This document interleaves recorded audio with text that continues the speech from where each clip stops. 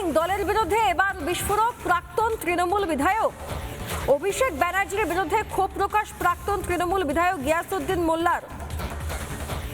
সৈকতের সঙ্গে এই মুহূর্তে আমাদের সঙ্গে রয়েছেন প্রাক্তন তৃণমূল বিধায়ক গিয়াসউদ্দিন মোল্লা। সৈকত, গিয়াসউদ্দিন বাবুর অনেক অভিযোগ, এমনকি অভিষেক বন্দ্যোপাধ্যায়ের বিরুদ্ধে অভিযোগ, তার অভিযোগগুলো আজকে আমরা একটু শুনতে চাই।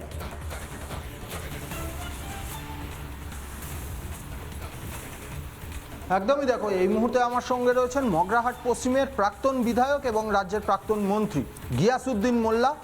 তিনি একটি কমপ্লেন করেছেন, তিনি এসপি ডায়মন্ড হারবারের এসপির কাছে একটি কমপ্লেন করেছেন, এই কমপ্লেন লেটার, এবং কমপ্লেন লেটারে অনেক কিছু লেখা রয়েছে। তার মধ্যে চাঞ্চল্যকর যে নামটা লেখা রয়েছে সেটা হচ্ছে অভিষেক বন্দ্যোপাধ্যায়ের নাম উল্লেখ রয়েছে। ডায়মন্ড হারবারের অ্যাডিশনাল এসপি এবং এসডিপিও ছিলেন মিথুন কুমারদের নাম উল্লেখ রয়েছে। আমি সরাসরি গিয়াসউদ্দিন মোল্লা তার কাছে যাব। গিয়াসবাবু, আপনি যে কমপ্লেন করেছেন এটা তো সরাসরি কার্যত আপনার দলের সেকেন্ড ইন কমান্ডের এগেনস্টে। না, আমি তার এগেনস্টে কমপ্লেন করি না। কমপ্লেন করছি যে আমাকে অপমান করেছে, আমার লাঞ্ছনা করেছে, 3 ঘন্টায় থানায় বসে রেখে দিত। তিনি কথায় কথায় আমার বাপ বলেছে, আমার বস বলেছে, তোকে মারবো, তোকে ঘাট ধরে থানায় ঢুকিয়ে দেবো। এটা কে বলে? এইটা মিঠুন কুমার দিয়ে তখন এসডিপিও ছিলেন। অপরাধ কি হচ্ছে, একটা 22শে জানুয়ারি মাসে 23 সালে একটা মেয়ে ছেলে মারা যায় দেউলাই, সরস্বতী রায়। কেউ সে বিষ খেয়ে মারা যায় কি গলায় দই দিয়ে কি তাকে মেরে ফেলে দেয় এটা জানি না। সেখানখানে আমরা একটা ছেলে, আপনাদের মধ্যে প্রেস মিডিয়া সেখানে ধরে গেছে। জয়ন্ত চৌধুরী বলে একটা ছেলে, তিনি বলেছেন কিভাবে মারা গেছে এসডিপিও মিঠুন কুমার দিয়ে জানে। এই তার অপরাধ।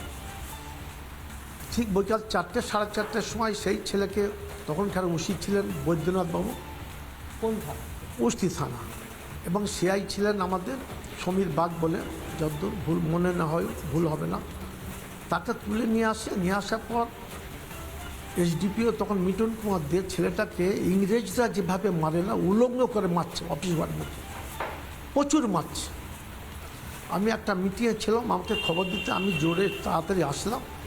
এসে শুধু এই থানার গেটে বলেছি এত বাবা মা করে চেঁচাচ্ছে। আমি শুধু বলে কে মারছেন, কেন মারছেন। একটা লাঠি নিয়ে তাড়িয়ে এসে সম্পূর্ণ আমাকে বলছেন, আমার বাপ বলে চোখে মেরে ফেললো।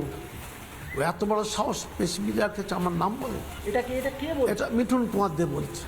আমাকে তেড়ে এসে বলছে, লাঠি হাত থেকে আমাকে বলছে তোর বাপকে বাঁচাবে। আমার বাপ বলেছে তোকে থানার ভেতর ঘাট ধরে ঢুকে দিতে বলে, তোর কে বাপ আছে বাঁচাবে। আমি সেই সময় বলি আপনি 2 টাকার অফিসার কী বলছেন। আমি দুবার বলেছি আপনি 2 টাকার অফিসার কী বলছেন, বাপ তুলছেন আপনি। আমার থানার ভিতর ঢুকতে দেন না, ছেলেটা উলঙ্গ পড়ে আছে গেটের সামনে। আমি বসে 4 ঘন্টা বসেছিলাম। তখন আমি এসপি ছিলেন ধৃতিমান সরকার বাবু, ভদ্রলোক, তাকে আমি ফোন করলাম যে স্যার এই ব্যাপার আপনার এসডিপিও। তখন তিনি বলছেন আপনি গিয়াসবাবু আপনি থানা থেকে চলে আসুন, ও কারোর কথা শোনে না। আমি বাধ্য হতাম চলে আসতে। আপনাকে একটু থামাচ্ছি, এটা তৎকালীন এসপি বলছে যে এসডিপিও কারোর কথা শোনে না। কথা শুনবে না গিয়াসবাবু, তুমি থানার থেকে মান সম্মান বজায় রেখে থানার থেকে চলে আসো। এসডিপিওর মাথায় কার হাত? তা জানি না কার হাত আছে। তখন আমি থানাতে বেরিয়ে আসি, আমি এসপি ঘরেই যাই ছুটে, যে স্যার একটা এইরকম একটা ছেলে উলঙ্গকে মারবে, স্যার কী অপরাধ করে, যদি অপরাধ করে চাই না করবে। বলছি গিয়াসবাবু কী বলবো, বলার কিছু না, তবে আপনি থানায় যা ভুল করেছেন। আমি থানায় যাব না, আমি থানায় যাব, আমার একটা ছেলেকে তুলে নিয়ে মারছে। সে আমি চললাম। তারপর সেই ছেলেটাকে রাত্রি 2টোর সময় ফলতায় নিজে ছেড়ে দেয়, বলতে এলাকায় ঢুকবি না। সবচেয়ে বড় দুঃখ লাগে, আমি রুলিং পার্টির প্রাক্তন মন্ত্রী বিধায়ক, পুলিশ আমাদের কথা শুনতো না, যা ইচ্ছা তাই বলে। শুধু আমার নয়, এরকম মগরাহাট বলুন, মগরাহাট থানা, উস্তি থানা, ডায়মন্ড, অনেক থানায় অনেক কিছু কুকীর্তি করছে, অনেক ভয়কে কথা বলতো না। ভয়টা তার হাতে অনেক বড় লোকের হাত আছে, যাকে তাকে কেস দিয়ে দিচ্ছে, যাকে তাকে তুলে নিয়ে আসছে। বলছেন তো অনেক ছেলে, কটা গল্প বলবো, সব দুঃখের কথা। কিন্তু আমার সরকার কোনো বিচার করেনি, সেই জন্য আপনাদের কাছে আমি লিখিত দিয়েছি, এসপির কাছে লিখিত দিয়েছি, আজকে থানায় এক কপি দেবো। বলছে আরও অনেক কুকীর্তি আছে, যদি ইনভেস্টিগেশন করে, মাননীয় মুখ্যমন্ত্রীর কাছে আমার একটাই অনুরোধ, এই কেসটা ইনভেস্টিগেশন করুন। তারপর পঞ্চায়েত ইলেকশন এসছে, পঞ্চায়েতের টিকিট কীভাবে বিলি করছে আমার হাতে দেয়নি, ওর হাতে নাকি ওর বাপ দায়িত্ব দিয়েছিল, উনি টিকিট বিক্রি করেছে দিয়েছে। এটা কে বলছে? এই তো ওই যে আছেন সর্বময় কথা, এই অ্যাডিশনাল এসপি হলো সেই মিঠুন কুমার দে। অ্যাডিশনাল এসপি মিথুন কুমার দেব প্রভাব খাটিয়ে টিকিট বিক্রি।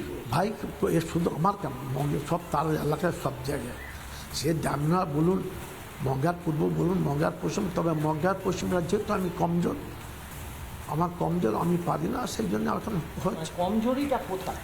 কমজোরিটা আমার উপরমল হাত ছিল না, তাকে ক্ষমতা দিয়েছে, সে ক্ষমতা দিয়েছে। নাহলে একটা এসডিপিও বলতে পারে পঞ্চায়েতের সময় আপনাকে 3-4টে পঞ্চায়েতের থেকে বাইরে যাবেন না, মিটিং করতে যাবেন না, যদি কোনো দুর্ঘটনা ঘটে, বলছেন আমার অফিস ঘরে প্রায় 15-20 জন লোক ছেলে দেখেছিল, তাদের সামনে বলছে আপনি ঘর থেকে বার হবেন না, যদি কোনো দুর্ঘটনা ঘটে প্রশাসন কোনো দায়িত্ব নেবে না। আমি মাথা নিচু করে আসলাম, আর আমার সে অফিসে এই মগঘাট পশ্চিম অনেক নেতৃত্ব ডেকেছিল, অনেক নেতৃত্ব ডেকে নেতা বলেছে আমার দায়িত্ব দিচ্ছে আমি করবো, তো দায়িত্ব দিয়েছে করবেন।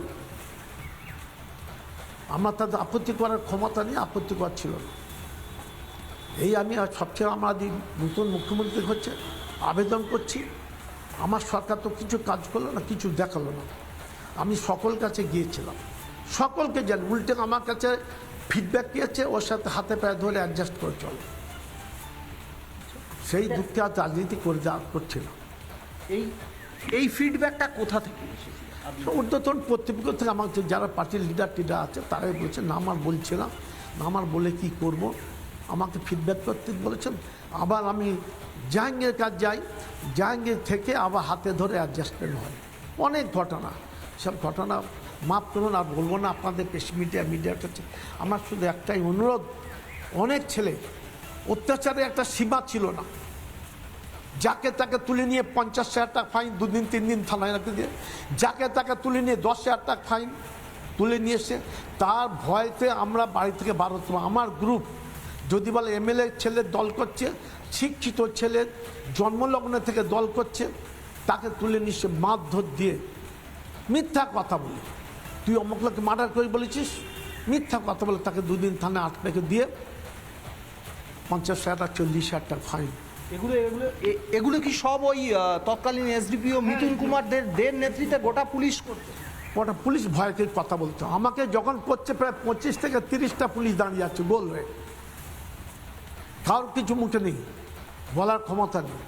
আরও দুঃখের বিষয় বলবো কি, সানোয়ার মুকামি বলে একটা গরুর মাংস ব্যবসা করত, তার কাছে কোনো লোকের মাধ্যমে 3 লাখ টাকা চাই, সে বলে আমি কেন 3 লাখ টাকা দেবো, পাশে তারও গরু কিলখানা করে তাদের নেই।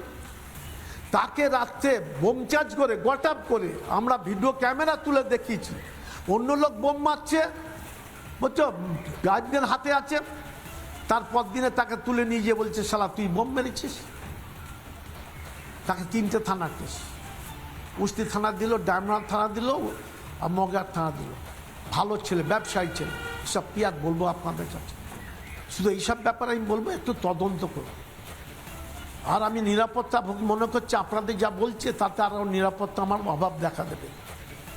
মানে আপনি আশঙ্কা করছেন যে আপনার ওপর কোনো ধরনের আক্রমণও হতে পারে। সেই জন্য আমি করাজে অনুরোধ করে এই কেসটাগুলো অনেক ছেলে অনেক মেয়ে যাচ্ছে তাই অপমান করছে, কেউ ভয়ে মুখ খুলছে না।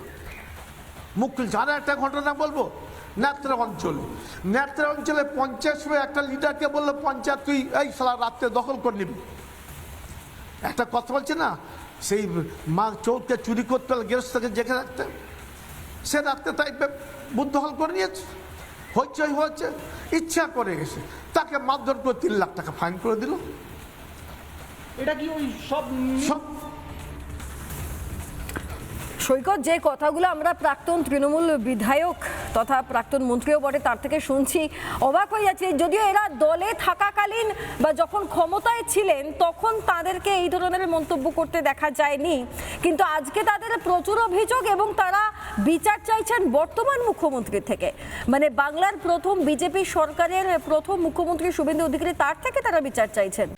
নানা ধরনের কন্টেন্ট দেখার জন্য লাইক করুন, শেয়ার করুন আমাদের ফেসবুক পেজ, সাবস্ক্রাইব করুন আমাদের ইউটিউব চ্যানেল, পাশাপাশি অন্যান্য ব্রেকিং নিউজের জন্য অবশ্যই চোখ রাখুন রিপাবলিক বাংলায়।